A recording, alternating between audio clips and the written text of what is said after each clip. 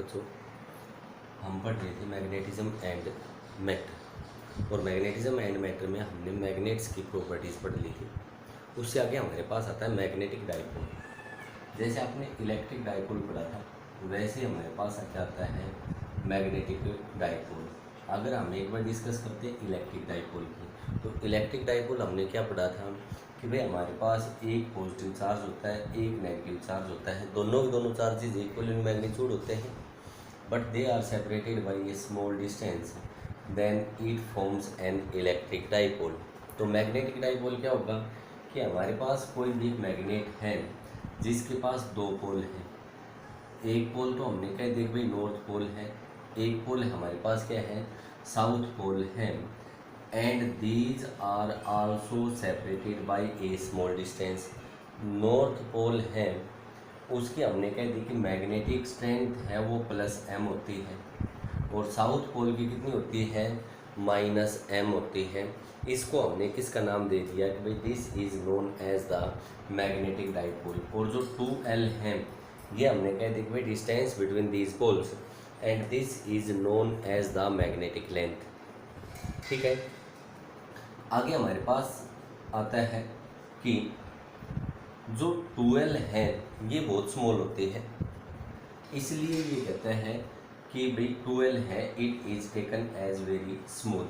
आगे हमारे पास आता है कि मैग्नेटिक डाइपोल मोमेंट। जो मैग्नेटिक डाइपोल मोमेंट है उसको हम क्या कह सकते हैं कि भाई ये हमारे पास क्या होती है, इसको कैपिटल M से रिप्रेजेंट कर देते हैं, and it is defined as the product of magnitude of either pole strength and the separation between them, that is known as the magnetic dipole moment. आगे देखो, आगे हमने बताया कि जो 2L है वो बहुत स्मॉल है, और जब 2L बहुत स्मॉल है therefore we can say that magnetic dipole moment is a vector quantity। ये क्या होगी आपके पास वेक्टर क्वांटिटी होगी, और जब वेक्टर क्वांटिटी होती है तो उसकी क्या होती है भाई डायरेक्शन भी एसोसिएटेड होती है, और इसकी जो डायरेक्शन है वो हमारे पास होगी from south pole to north pole. आगे आती है हमारे पास इसकी यूनिट। बेटा जो मैग्नेटिक स्ट्रेंथ होती है उसकी हमारे पास जो यूनिट होती है वो होती है एम्पियर मीटर, और लेंथ है उसकी कितनी आ गई मीटर। देयरफॉर हमने कह दिया कि इसकी जो यूनिट हो गई वो हमारे पास किसके बराबर हो गई, एम्पियर मीटर स्क्वायर के बराबर हो गई। This is the unit. ठीक है, हमने मैग्नेटिक डाइपोल बताया, मैग्नेटिक डाइपोल मोमेंट बताया, और इसको हमने कहाँ से स्टडी किया था कि इलेक्ट्रिक डाइपोल और इलेक्ट्रिक डाइपोल से स्टडी किया था। आगे हमारे पास आती है भाई magnetic field strength.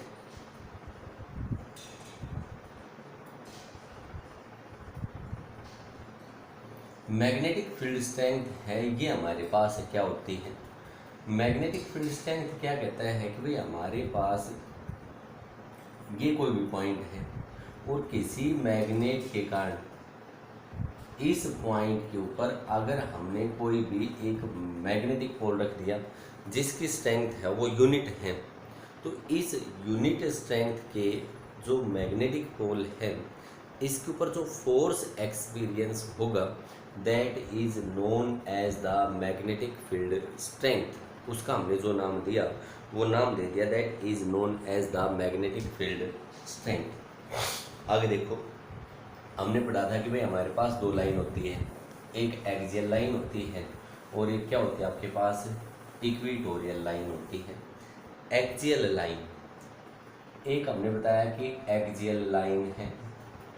Axial line हमारे पास कौन सी लाइन होती है, ये कहा है कि कोई भी लाइन है, ये मैग्नेट है, ये मैग्नेट का नॉर्थ पोल, ये हमने कह दिया साउथ पोल, और ये कोई भी एक स्ट्रेट लाइन है जो इसकी एक्सिस से बिल्कुल स्ट्रेट पास करती है। तो इस लाइन को हम कौन सी लाइन का नाम दे देते हैं, that is known as the axial line. इसका जो नाम है वो एक्सियल लाइन है। दूसरा हमारे पास क्या आता है, इक्वेटोरियल लाइन आता है। इक्वेटोरियल लाइन हमने कह दिया कि ये हमारे पास कोई भी एक मैग्नेट है, अब ये हमारे पास इसकी एक्सिस है, कोई भी लाइन जो इसके सेंटर से पास करती हो और इसके परपेंडिकुलर हो, इसकी एक्सिस के क्या हो, ये परपेंडिकुलर हो, then we can say that this line is known as the equatorial line. आगे जैसे हमने इलेक्ट्रिक डाइपोल में स्टडी किया था कि भाई इलेक्ट्रिक फील्ड हमने कैलकुलेट किया था एक्सियल लाइन पे, दूसरा हमने कहाँ कैलकुलेट किया था, इक्वेटोरियल लाइन पे। तो यहाँ भी हम कैलकुलेट करेंगे कि भाई magnetic field on the axial line. वहाँ पे हमने पढ़ा था कि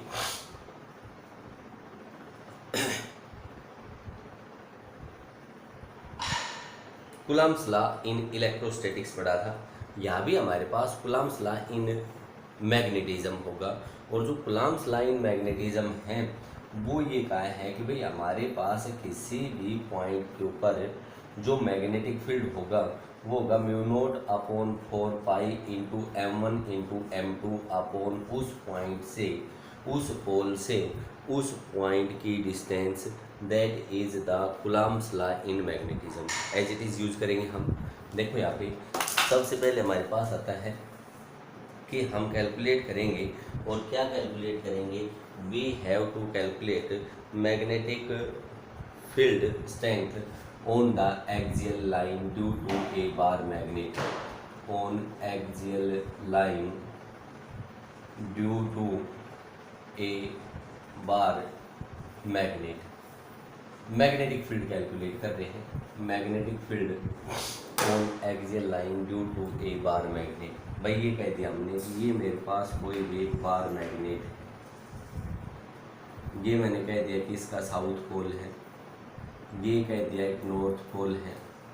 इस मैग्नेट की मैग्नेटिक लेंथ है वो हमारे पास 2L के बराबर है। Now we have to calculate magnetic field at any point P, जो हमारे पास इसके सेंटर से कितनी दूरी पे आपके पास R डिस्टेंस दूरी पे है। यहाँ पे जब मैग्नेटिक फील्ड स्ट्रेंथ कैलकुलेट करनी है तो यहाँ पे मैंने कोई भी एक पोल रख दिया जिसकी मैग्नेटिक स्ट्रेंथ है वो यूनिट के बराबर है। सबसे पहले मैं कैलकुलेट करता हूँ साउथ पोल से, इसकी मैग्नेटिक स्ट्रेंथ -m और इसकी मैग्नेटिक स्ट्रेंथ है वो कितनी आपके पास है, +m है। मैं इसको कैलकुलेट कर रहा हूँ केवल मैग्नीट्यूड में, कोई डायरेक्शन का यूज़ नहीं कर रहा। ये कोई पॉइंट ले लिया को, यहाँ से मैंने कह दिया कि B1 is magnetic field at P due to south pole. South pole से मैग्नेटिक फील्ड है P पॉइंट पे, वो B1 है। यहाँ पे यूज़ करो Coulomb's law in magnetism, we get B1 is equal to mu naught upon 4 pi into pole strength, magnitude में लिया है मैंने, M1 इंटू 1 अपॉन SP का स्क्वेयर। और आप यहाँ से बच्चों कह सकते हो SP is equal to SO plus OP। SO हमारे पास है वो भाई किसके बराबर है, L के बराबर है, और OP किसके बराबर है, R के बराबर है। तो ये हमने कह दिया कि R प्लस L के बराबर हो गया। Therefore we get B1 is equal to mu naught upon 4 pi M upon R plus L whole square. इसको इक्वेशन नंबर कह दिया 1। यहाँ तक बोलो किसी बच्चे को कोई डाउट हो। उसके बाद हम क्या कह सकते हैं कि हमें कैलकुलेट करना है, और हमें कैलकुलेट करना है कि भाई मैग्नेटिक स्ट्रेंथ या magnetic field due to north pole, और ड्यू टू नॉर्थ पोल मैंने सपोज कर दिया कि ये हमारे पास B2 के बराबर है। लगा दो B2 is equal to mu naught upon 4 pi M upon NP का स्क्वेयर। और बच्चों मैं इसको ये कह सकता हूँ OP is equal to ON plus NP, and we get NP is equal to OP minus ON। OP बोलो किसके बराबर है, R के बराबर है। ON किसके बराबर है, L के बराबर है। NP is equal to R minus L। B2 की वैल्यू कैलकुलेट कर दो, B2 is equal to mu naught upon 4 pi M upon R minus L इसका होल स्क्वेयर। ये मैंने कह दिया इक्वेशन नंबर 2। अब बताओ मेरे को भाई V1 ज़्यादा है या V2 ज़्यादा है। यहाँ पे देखो ये पॉजिटिव पोलरिटी, ये पॉजिटिव पोलरिटी, तो V2 तो इस साइड में होगा और ये नेगेटिव पोलरिटी, ये पॉजिटिव पोलरिटी, V1 इस साइड में होगा। अब मेरे को आप बताओ कि V2 ज़्यादा है या V1 ज़्यादा है। ये डिस्टेंस कम है, डिस्टेंस कम होगी तो हम क्या कहेंगे कि भाई V2 will greater than V1, V2 greater than V1। Therefore net magnetic field at point P B is equal to P2 minus B1 and we get B is equal to mu naught upon 4 pi m upon r minus l का whole square minus mu naught upon 4 pi m upon r plus l whole square. और भाई यहाँ से हमने क्या कह दिया कि mu naught m upon 4 pi common ले लिया, 1 अपॉन r माइनस एल का whole square minus 1 upon r plus L इसका होल स्क्वायर। एलसीएम ले लेंगे और बोलो हमारे पास एलसीएम कितना आएगा। एलसीएम जैसे ही लेते हैं तो r minus L into R plus L, ये क्या आ जाएगा आपके पास, एलसीएम आ जाएगा। और जैसे एलसीएम आएगा तो मैं यहाँ से कह सकता हूँ कि B is equal to mu note upon 4 pi into M R minus L का whole square into R plus L इसका होल स्क्वायर।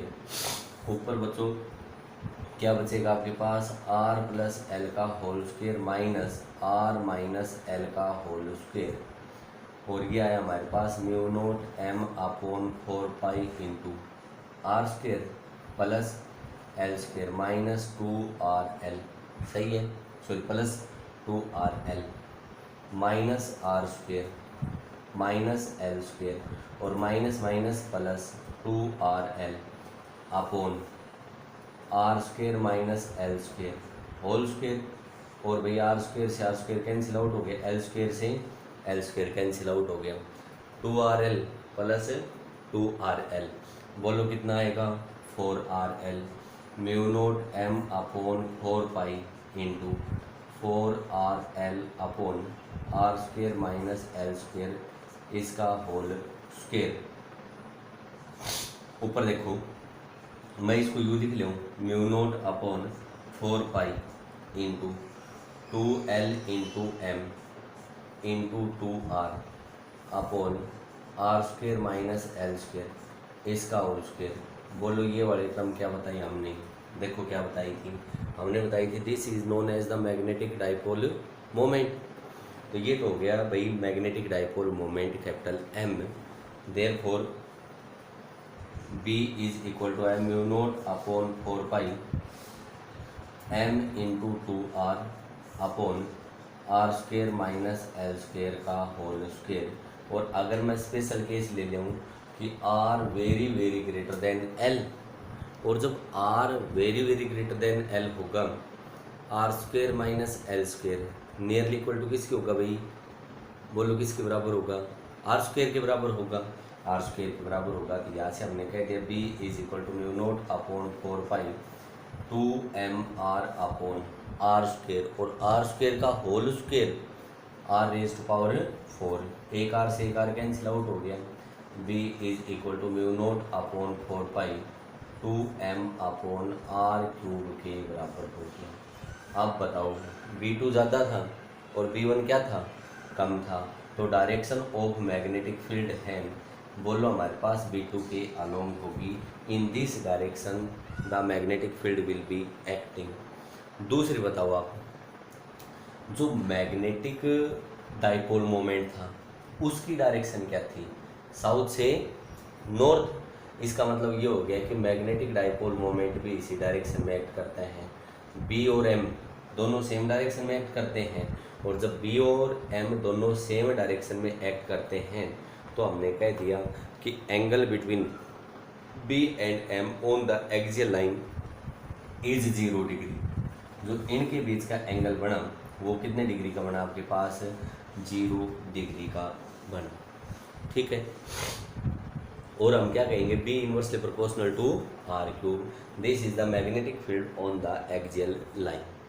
दूसरा हमारे पास आता है बच्चों इक्वेटोरियल लाइन का आता है कि इक्वेटोरियल लाइन का मैग्नेटिक फील्ड है वो कैलकुलेट करना है, वो भी आपको सेम कैलकुलेट करना है। ध्यान से देखोगे इसमें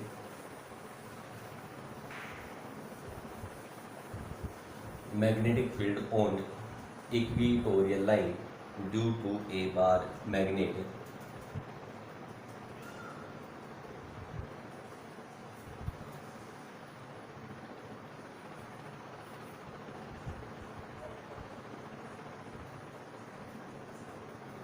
due to a bar magnet.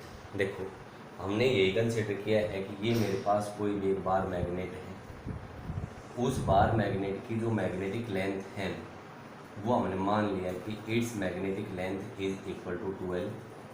ये हमने साउथ पोल बताया था, ये हमने क्या बता दिया, नॉर्थ पोल है।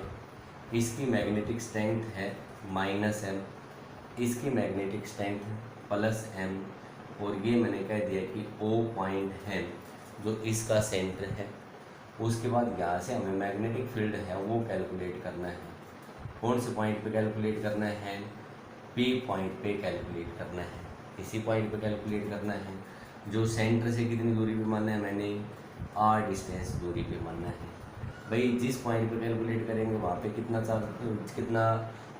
पोल प्लेस करेंगे, एक यूनिट स्ट्रेंथ का पोल प्लेस कर दिया, और ये मैंने कह दिया कि R है, और ये हमने कहा कि भाई ये पॉजिटिव और ये नेगेटिव पोल है, तो मैग्नेटिक फील्ड स्ट्रेंथ है वो P से S की साइड में एक्ट करेगी।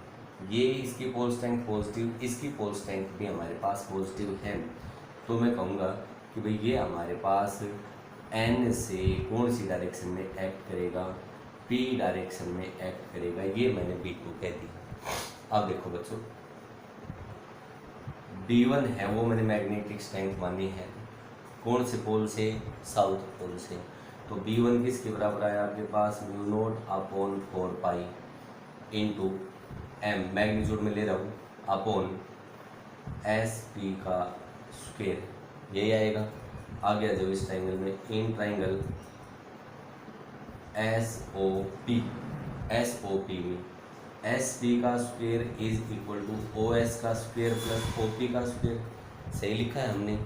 और ये आया मेरे पास SP का square is equal to L square plus R square, and we get SP is equal to √ऑफ L square plus R square के बराबर आएगा। ये हमारे पास SP की वैल्यू आ गई, ठीक है। SP स्क्वायर की वैल्यू यहाँ पुट कर दो। B1 किसके बराबर आया, μ0/4πm upon L square plus R square के बराबर आया, यही वैल्यू आई B1 की। This is the value of B1।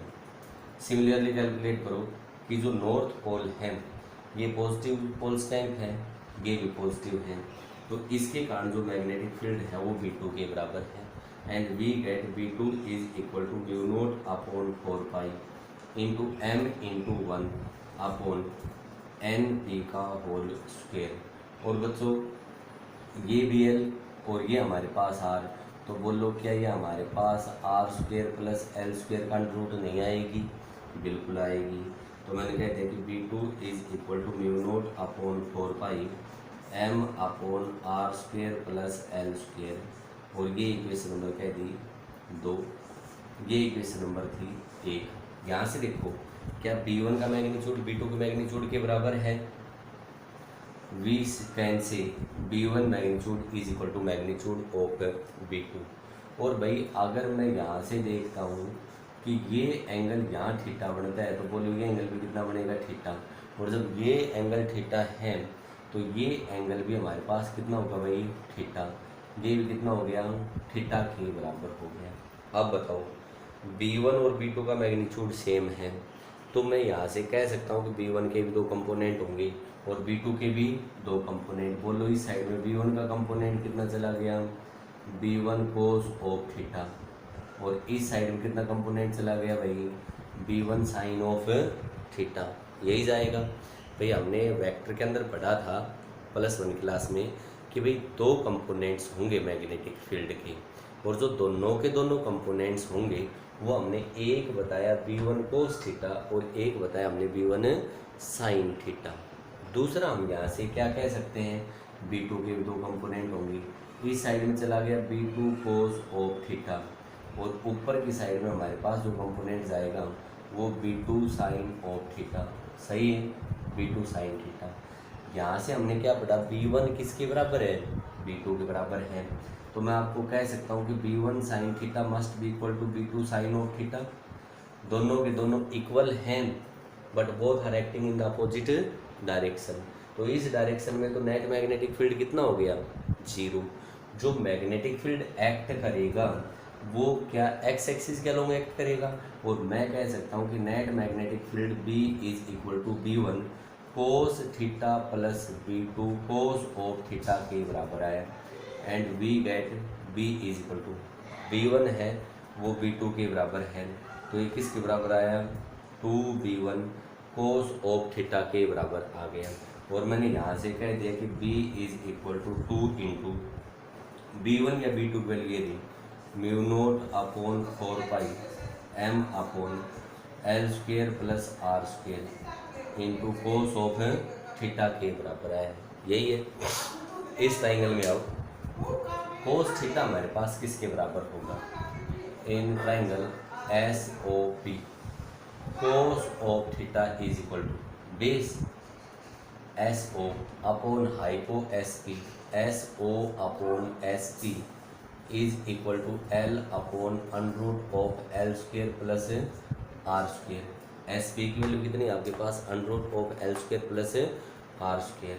भाई यहाँ पे वैल्यू पुट करेंगे तो मैग्नेटिक फील्ड हमारे पास कितना है, mu naught upon 4 pi 2M upon R square plus L square into L upon under root of L square plus R square, और B की वैल्यू कितनी आई, mu naught upon 4 pi M into 2L लिख लो मैं इसको, बोलो कोई फर्क पड़ा हो तो, कोई फर्क नहीं पड़ा, M इंटू 2L लिखा मैंने इसको, अपॉन कितना है भाई R square plus L square, इसकी सारे की पावर कितनी आई आपके पास, 3 अपॉन 2 के बराबर आ गई, यही आया।